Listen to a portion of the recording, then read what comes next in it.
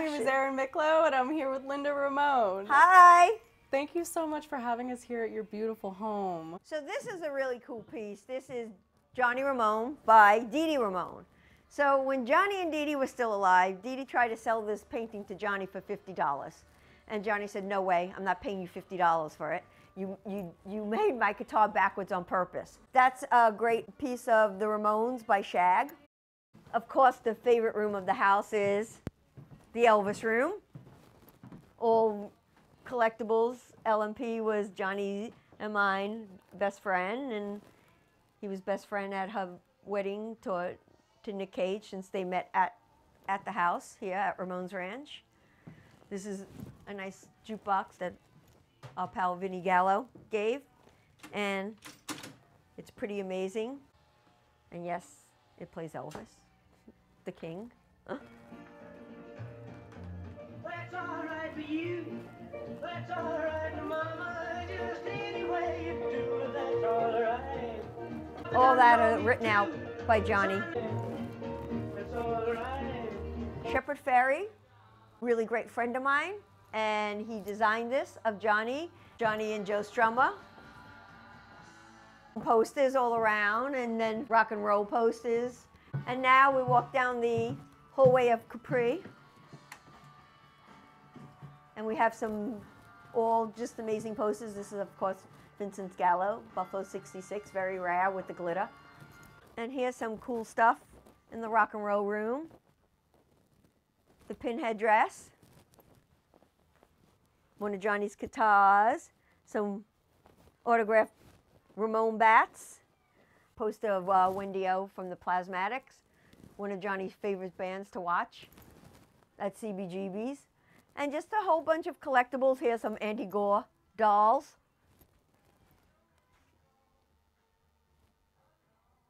Sid and Cheap Trick, you know, just all cool rock and roll stuff all around, and, you know, Rock and Roll High School autograph poster, Johnny and Phil Spector, Johnny and John Frusciante. It's all just photos. There's an autograph photo from Paul McCartney to Johnny signing Paul Ramone. Johnny's Rock and Roll Hall of Fame award, and some awards, and rare Ramones poster. A really cool photo of Johnny, Chris, Cornell, and Eddie all signed. This is my St. Johnny by Vicki Burnett. We merched that too, and we put that up every year at the tribute. Here's me and Johnny on his 50th birthday. The happiest place on earth. The Disney. All photos of, you know, everyone who's been into the Disney bathroom. Some nice collectible Disneys.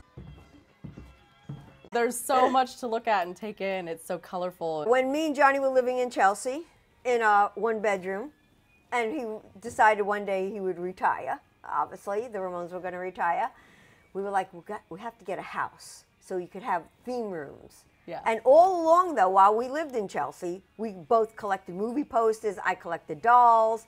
So you always visioned one day that you'd actually go somewhere and you could have a house. People were like, oh, maybe you should move to Westchester. And it was like, no. It's once in New York City. If you don't live in the city, there's nowhere to live in New York, for me, at that point.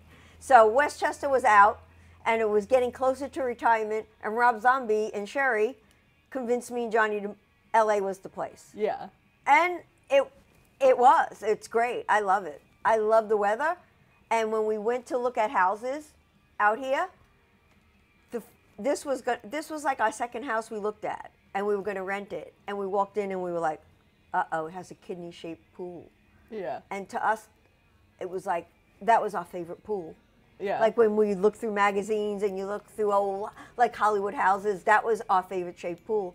And then when we walked in the house, and we both came in and we walked into the room, and we both at the same time said Elvis Room. So we knew this was the house. Yeah. Which is great. That's awesome. And at that point, we were like in between, we're in between the Valley and we're in between Beverly Hills. So no matter where you went, it felt, for us, it felt like we were in the middle of everything. Yeah, it is close to everything. And, you know, living in LA, it's such a different vibe than New York. Was it hard for you guys to adjust? Not at all. No. The only thing that was hard was the driving. Yeah. Because I didn't drive and Johnny didn't drive. Yeah. I mean, he moved his collectible car out here. Uh-huh. He had a retractable, gorgeous, aqua and blue Bel Air car, but it had no power steering. Yeah. It was like this, and he couldn't really drive it. So that was weird. So then he sold that car, and first we got a Camaro, and then after that, we only had Cadillacs. Okay. So how did you learn how to drive out here? I mean, I learned a little later on, but I haven't driven in years. I don't drive. You still don't drive. No. Me, at one point, Johnny drove a little, but you know what? I think it's if you don't grow up driving, it's really hard to figure out how to drive. Yeah. Especially out here. Yeah. People here are horrible drivers, which is funny because you spend so much time in your car. I think, though, as the years went on, it got more crowded out here. And they're more aggressive, and like people are very angry in their car. Mm-hmm. Because there's traffic. The traffic. But there was traffic in New York City, too. Yeah. The only thing with New York is, the difference is when you're in a cab and you're sitting in traffic, you go, all right, it's 34th Street, I have to go to 42nd, all right, I'll get out. And you get out, you slam the door, and you start walking. Yeah. Here, you can never do that. No, everything's too far away from each other. Yeah, we live so far up in a hill, there's no sidewalk here. So that was a really weird thing, though. Yeah, especially at night. Like, if you go try to take a walk outside, you'll get hit by a car. Right, and just the idea that you can't, because we lived in Chelsea on 22nd Street. We had everything right there. We had all the restaurants. You have your deli on the corner, your mailbox, you're 5 blocks away. The gym was like 5 blocks away. We walked to so many things. So when we moved out here and Johnny retired and we're here and we're like, well, we can't really leave our house and walk down we can't walk anywhere. Yeah. So that was weird. Yeah. That was weird, like the first time having people over. Because our first house guests were Vincent Gallo, Eddie Vedder, and Chris Cornell. Between the three of them, they would trade off who would come. Eddie would come stay for a week, then Chris would. Vincent then moved out here, so then he didn't stay here. Yeah. He would just always hang out. But it was weird always having we always had people over and hanging out, because it was more fun, and then you never really left the house. Yeah. So with all the different theme rooms you have here, how long did it take you to kind of finish decorating?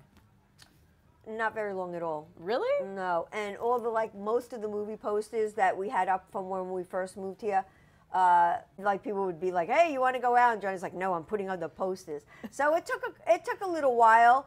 But we knew what themes we wanted. We always knew there was going to be a horror room, Yeah. a Disney room, Yeah. a rock and roll room. That came after Johnny passed away because he didn't want really any rock and roll around.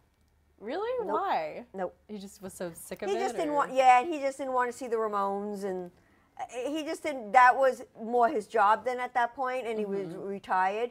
The only rock and roll room we have though is the Elvis Room, but that was the King, and that was great. Yeah, that's awesome.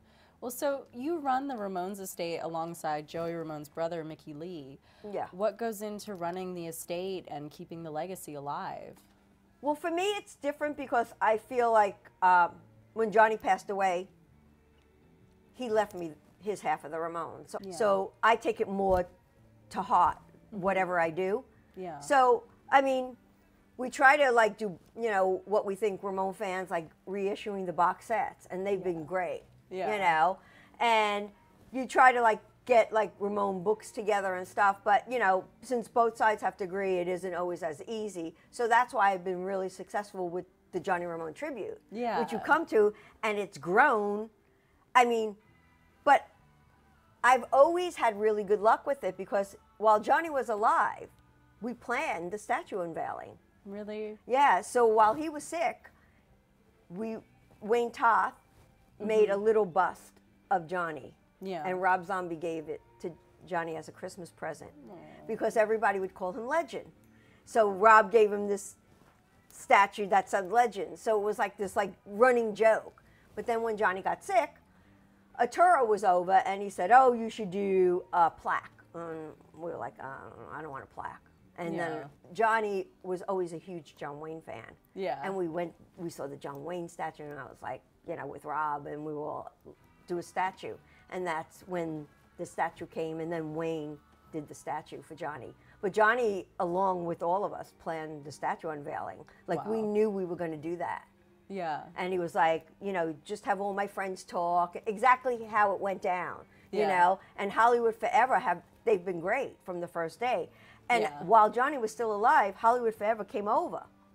Oh. And they talked to him, and, you know, because Dee Dee died right before Johnny. Yeah. So Barbara buried Dee Dee Yeah, he's buried right at Hollywood there. Forever as well. And when we went to Dee Dee's funeral, Johnny was like, I want to be close to Dee Dee, but not that close. I want my own spot. You know, he was like, but that's exactly how he was. Like, he was like, I want it that Ramone fans can see us both, but I want my own spot. And that's when I picked the spot by the tree.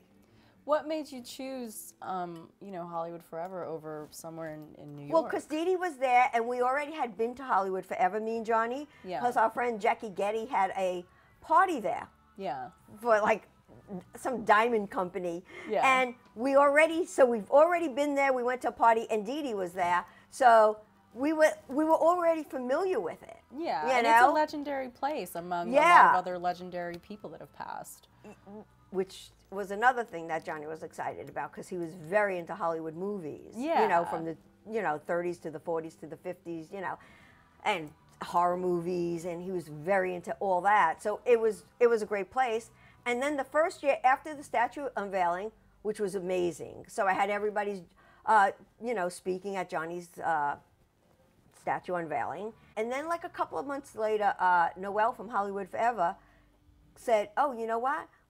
Do you want to show Rock and Roll High School? Because Cinesphere was just starting to do movies. Yeah. And I was like, yeah, you know what? I know PJ Souls. I know Alan Alkish.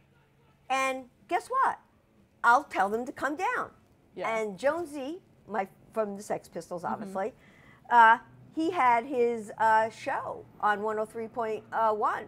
Yeah, before You know? he moved to KLOS. Yeah. One day I said to him, you know what? We're going to show Rock and Roll High School. And he goes, all right, I'll promote it. And 103.1 came down. They put up a tent. He promoted it. We had 2,500, 3,000 people the first Rock and Roll wow. High School thing. I had Alan Alkish talk. I had Rodney Binghamheimer. Laws from Rancid came. He Yeah. spoke. Henry Rollins came. It was like all these people. Mary Warnoff came. Yeah. It was amazing. Like, all of a sudden we had like the first one, and Arturo was still alive. Yeah. So my first, I think 4 or 5 tributes I did with Arturo. Mm-hmm. You know, so Arturo would set up the booth, and, you know, we sell merch, and Arturo did a lot with me because, you know, he loved the Ramones, and he had a great eye with everything, and we Yeah. really did work well together. And then after that, then I took it over, and I just did it with whoever, you know, different people at different times, but mainly just me figuring out like different themes, Yeah. just like the house. Yeah. So we started out with like horror themes, and we would show horror movies, and I started inviting just people to come down for different movies. And in the beginning, we would have autograph signings. And Yeah. it was just all different things. And now this year we had I think one of the best. Yeah, I mean, the event this year was great. I've been to probably 7 of them over the last 9 years since I moved to LA. And I mean, it's just such a fun event. And I appreciate it being someone that never got to see the Ramones live. You know, Oh, okay. I never saw the Ramones. I got into them well after they had all passed away. And I think it's amazing that, you know, you're helping to keep the legacy alive. And I love that everybody's so into it. You Yeah. know, like Jonesy does it every year with me because Yeah. he's my musical director. So when I wrote to Billy Joe, and I Flash was like, comedian. you know, yes, I go, do you want to come this year to the tribute? And he's like, okay. Yeah. And then I write, you know, to Jonesy, okay, call Billy Joe, he's in. Yeah. Well, because, you know, Green Day is a band that is obviously influenced by the Ramones. Oh, yeah, and me and Johnny went to see Green Day together when Johnny was still alive, and we went backstage, and Johnny said to them, you were terrific. Yeah.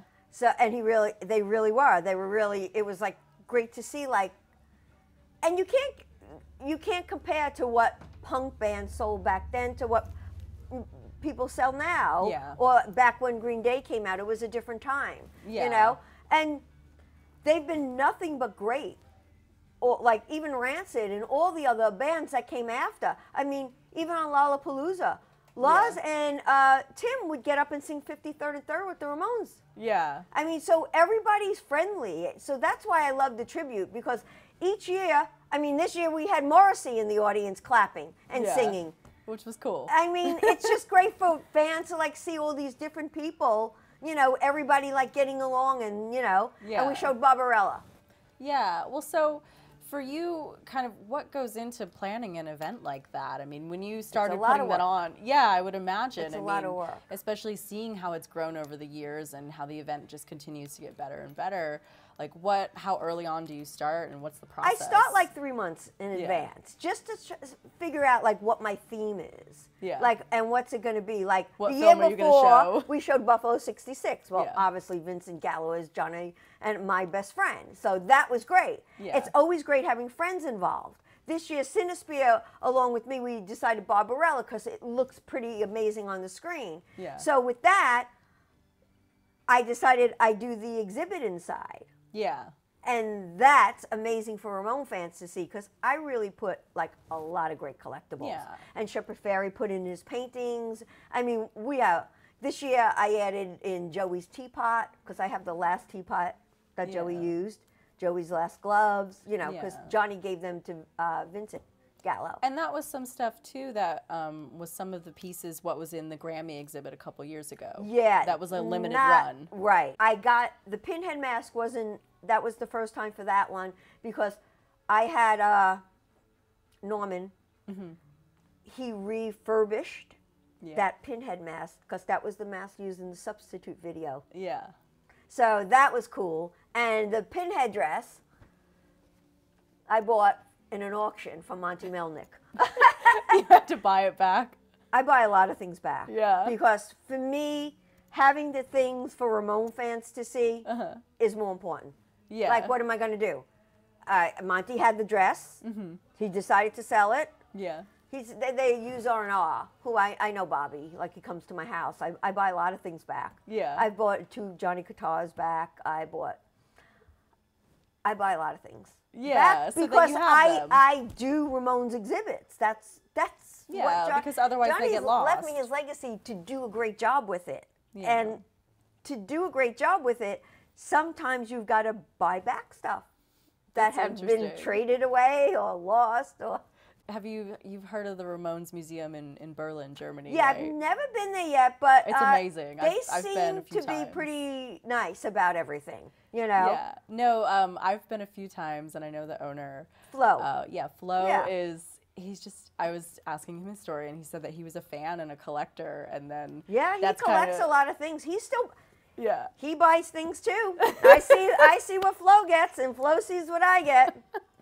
That's so funny. I mean, yeah, for abroad, I mean, that's one of my favorite places because you can really feel the spirit of Oh yeah, it. everyone who goes to Berlin, like Fred Armisen just went, and I told him to go. Pete Yorn just went. Like everybody always goes, you know. Whoever goes over there, they're like, "There's a Ramones museum." I'm like, "I know, it's Yeah. cool," and he really has some good stuff. And it's really cool, though, to see that how much the Ramones really influenced people and still continue to influence people so many years later. Oh yeah, that's what I love doing it. You know, even with Yeah. the tributes, you see like kids. I've seen kids grow up now Yeah. because they've been coming for so long. Yeah. First they come with their parents, now they come on their own, you Yeah. know. And I like having the musical part because then you sing Ramone songs, you know, and people really love that. Danny from Lethal Amounts, he helped me with the exhibit. I had him create, put everything in place, and like I say 2 weeks before Danny came over, and I was like, "This is what I want to put in, and what else do you think?" Like he decided, he's like, "You got the Andy Gore dolls?" And I go, "Of course I have them." He goes, Yeah. "Let's put them in," because I'm still friendly with Andy Gore. Yeah. You know, and he made all Johnny's T-shirts and everything. So I'm friends with all the collectors still. I still talk to all of them. That's cool how you guys can all pool together and Yeah, you and so then I decided, I was like, this is what I'm putting in, you know, and I knew the pinhead dress, because last year we did, in the middle thing, we did Johnny's clown costume for Halloween and my Yeah. nurses, and that was really cool too. Sun is out and I'm on sun.